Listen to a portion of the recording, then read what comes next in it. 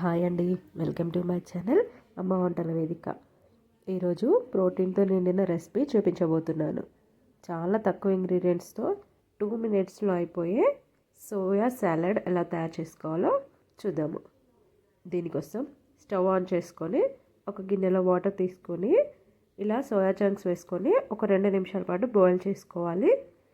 ఇలా బాయిల్ అయిన తర్వాత దీనిని మరొక కడాయిలో కొంచెం ఆయిల్ తీసుకొని ఇలా లైట్ బ్రౌన్ కలర్ వచ్చేంత వరకు కూడా ఫ్రై చేసుకొని తీసుకోవాలి. చాలా తక్కువ ఆయిల్ యాడ్ చేయాలండి.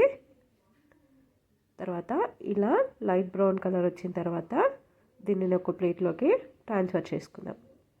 తర్వాత దీంట్లోకి సన్నగా తరిగి పెట్టుకున్న ఆనియన్ మరియు పచ్చిమిర్చి అండ్ క్యారెట్, మీరు కావాలనుకుంటే కొత్తిమీర కూడా యాడ్ చేసుకోవచ్చు. కొంచెం ఉప్పు, కారం అండ్ మీరు ఇది నిమ్మరసమైనా తీసుకోవచ్చు, లేదంటే పెరుగులో కూడా యాడ్ చేసుకోవచ్చు. అంతే అండి, చాలా తక్కువ ఇంగ్రీడియంట్తో సింపుల్గా మన సోయా సలాడ్ రెడీ అయిపోయింది. చూసారు కదా ఎంత సింపుల్గా సోయా సలాడ్ తయారైపోయిందో.